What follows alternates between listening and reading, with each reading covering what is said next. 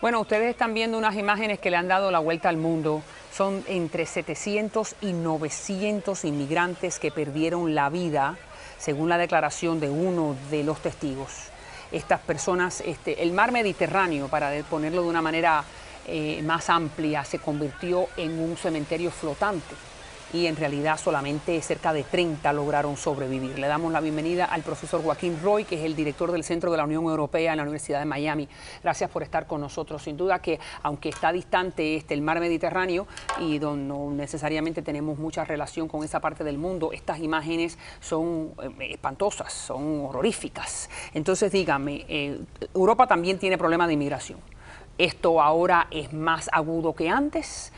¿Cómo se puede evitar que 900 personas se mueran ahogadas entre mujeres y niños, porque son los que estaban abajo en las partes más bajas del barco, que son los que no logran salir? Bienvenido, profesor, dígame. Este problema a mí me afecta muchísimo. Yo soy mediterráneo, nací en Barcelona. Nosotros crecimos con el Mediterráneo y todo esto nos duele mucho. Aquí tenemos la combinación de tres factores que han ido evolucionando. El primero es un gran desequilibrio, ha habido siempre, sigue habiendo un gran desequilibrio de ingresos, de desarrollo entre dos zonas del planeta. Una de ellas que no tiene prácticamente estados-nación.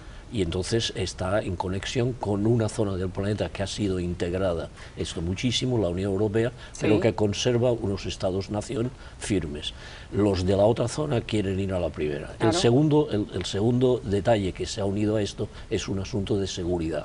O sea, ahora hay ciudadanos que tienen temor de que los maten y naturalmente quieren huir no solamente de la pobreza, sino que quieren huir también del asesinato, de la muerte, etcétera. Y además ahora se ha unido otro factor que está detrás de todas estas huidas, que es el negocio. O sea, hay mafias. O sea, hay negociantes, hay empresas, hay personas que sencillamente hacen negocio con la desesperación de estos claro, que quieren escapar por pago. África siempre ha sido pobre. Europa siempre ha estado cerca de África. Y los traficantes de humanos siempre han estado ahí. Entonces, ¿por qué estas imágenes ahora y no hace 10 años? Bueno, ahora ha sido estos días la espectacularidad de los números. Pero durante muchos años, en las últimas décadas, esto ha existido. Si usted estuviera observando, a lo mejor lo hace desde aquí, la televisión española, eso ya no es noticia. Usted pone las noticias de la noche o del mediodía en España y hay invasión de africanos, etcétera. Constante. ¿no? ¿Cuán bien recibido? Ahora, sabemos que, por ejemplo, la inmigración norteamericana con el problema de los haitianos y de los cubanos y de los mexicanos por el sur. Ahora, el europeo común y corriente, cuando ve estas imágenes, ¿qué piensa? Bueno, ahí es el otro factor, que el europeo común y corriente no es único. O sea, hay europeos de unos países y de otros. Por ejemplo, en el sur, entonces, se considera que a esos desgraciados se les tiene que ayudar, o sea, no se les puede dejar naufragar. Italia, por ejemplo, que es a donde estaban llegando. Exacto. ¿Cómo fue la política de Italia? Claro, pero entonces la política de Italia es la que ahora en estos momentos se encuentra aislada. ¿Por qué? Porque Europa ha sido unida en muchísimos aspectos, en la economía, en el euro, en el transporte, pero Europa todavía está dividida en la soberanía nacional, que entonces controla la inmigración. ¿Pero qué me quiere decir usted que Italia está aislada? Bueno, es porque la seguridad del ingreso de todos esos aspectos pertenece todavía hoy a los Estados-nación. Quizá precisamente por estas crisis, por estas tragedias, entonces se va a conseguir otro estado más de integración europea, que es lo que todos estamos esperando. Pero a ver si le puedo entender. Usted lo que me está diciendo es que Italia los recibe, estos 28 que murieron, ¿cómo los reciben? Bueno, los reciben y los tratan y los tienen que hacer algo con ellos. Y los que sobreviven, lo que resulta paradójico es que muchos de ellos entonces deciden irse a residir en otros países del norte de Europa. Bueno, donde entraron por Italia y siguen para arriba. Exactamente. Bueno, muy bien, pero la realidad es que, por ejemplo, en Italia, como por aquí, como pudiéramos comparar con los Estados Unidos, en Italia estos sobrevivientes les dan ayuda federal, les permiten tener una tarjeta de residencia. ¿Cómo va a ser el trato de estos señores? Bueno, hay que actuar. Por ejemplo, hay una frase de un escritor de estos días que lo ha dicho. Lo último que se tiene que hacer es dejarlos en el mar. O sea, a nadie se le puede dejar en el medio del mar. Mientras haya esa conciencia europea que eso no se puede hacer, pero la hay de verdad. Porque la realidad es que muchos piensan que la realidad es que los europeos no reciben a los inmigrantes de la misma manera que lo reciben los norteamericanos. Tendríamos que hacerlo un poco con cuidado, ¿no? O sea, a ningún de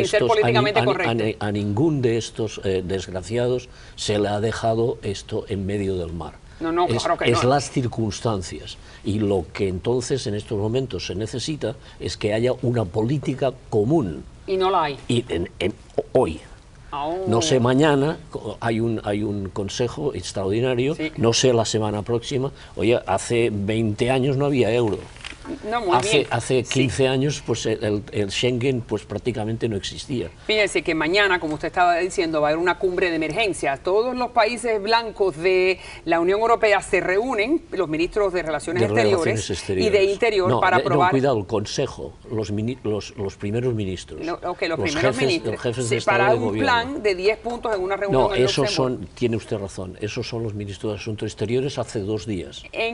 Básicamente para ver cómo es que Europa va a reaccionar ante estas imágenes. Va a tener que reaccionar. De alguna manera.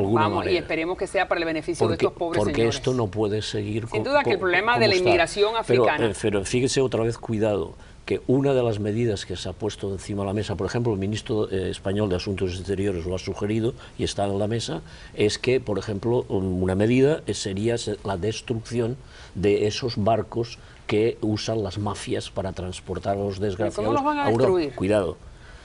Antes de que salgan. Bueno, pero antes de que salga, entonces se tiene que hacer un arreglo para no violar la soberanía nacional de los países que algunos de ellos no existen, que es por ejemplo Libia. Muy bien. Usted no puede ir a un puerto de Libia y destruir unos barcos porque eso es invadir otro eso. No, se hizo, por ejemplo, hace un tiempo en Somalia. Vamos a concretar esto. Me encanta la idea. Usted lo que me está diciendo es que te está sugiriendo. Una de las sugerencias es ir hasta las costas libias o hasta las costas sirias para entonces destruir el barco antes que estos señores se suban. ¿Eso es lo que usted me está diciendo? Destruir ciertos métodos que producen precisamente estas tragedias. Pero el método es el barco donde la gente se sube para venir y terminar en la costa de Italia. Entonces, me encanta lo que usted me está diciendo porque es una solución. O sea, destruir algunos de los sistemas de explotación de la tragedia humana. Eso es uno de ellos. Pero naturalmente no cabe la menor duda que el programa último, y en eso sí que tenemos que ir, es a un sistema, a unos programas en donde esa pobreza, esa gran diferencia de ingreso y de desarrollo entre esas dos zonas se reduzca mínimamente. Quiero decir, se reduzca algo. Como tampoco no se va a conseguir en 4 días, la diferencia de ingreso y de desarrollo entre ciertos lugares de América Latina y Estados Unidos. Oiga, mientras en algunos lugares de Centroamérica y de México haya gente que cobre $4 al día, mientras en Estados Unidos ya se está hablando de un salario de $14 a la hora, eso no va a parar la inmigración. Entonces, para que vea que todas las naciones modernas tienen este tipo de situación. Los Estados Unidos con los mexicanos y con el Caribe, y los europeos con las costas del África y con el Medio Oriente. Muchísimas gracias, profesor. ¿Cómo no? Vamos a esperar que no veamos imágenes similares a esta en los próximos años. Y muchas gracias por su intervención. Vamos a ver qué es lo que deciden entonces la comunidad europea ante esta desgracia. Gracias nuevamente. Ya regreso con más.